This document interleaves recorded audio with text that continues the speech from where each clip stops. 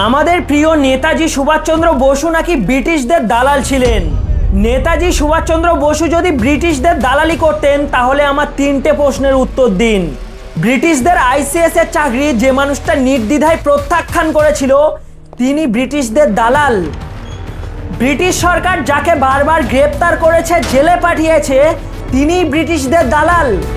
ব্রিটিশদের নজরদারি ফাঁকি দিয়ে দেশ ছেড়ে, নিজের পরিবার ছেড়ে, নিজের ঘর ছেড়ে আজাদ হিন্দ ফৌজের নেতৃত্ব নিয়ে যিনি ব্রিটিশ সাম্রাজ্যের বিরুদ্ধে লড়লেন তিনি ব্রিটিশদের দালাল।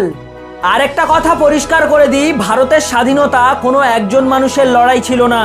তবে ইংরেজরা নেতাজি সুভাষচন্দ্র বোসকে সব থেকে বেশি ভয় পেত।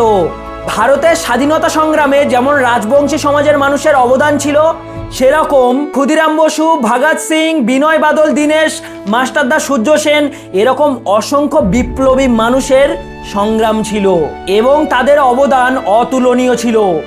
মতবিরোধ হতেই পারে, রাজনীতি নিয়ে তর্ক করুন, কিন্তু নেতাজিকে ব্রিটিশদের দালাল বলার আগে, সুভাষচন্দ্র বসুকে অপমান করার আগে ইতিহাসটা অন্তত পড়ে আসুন। নেতাজি ছিলেন ব্রিটিশ সাম্রাজ্যের বিরুদ্ধে বিদ্রোহের এক অগ্নিশিখা। নেতাজি সুভাষচন্দ্র বোসকে নিয়ে অনেকে সমালোচনা করতেই পারে, কিন্তু তার দেশপ্রেম নিয়ে সন্দেহ, এটা কোনো মতেই মানতে পারা যায় না। ওই মানুষটা দেশপ্রেম নিয়ে সন্দেহ করলে নিজেকে ভারতীয় বলতে লজ্জাবোধ করব। নেতাজি সুভাষচন্দ্র বোস অমর রহে। জয় হিন্দ, বন্দে মাতরম, ভারত মাতা কি জয়।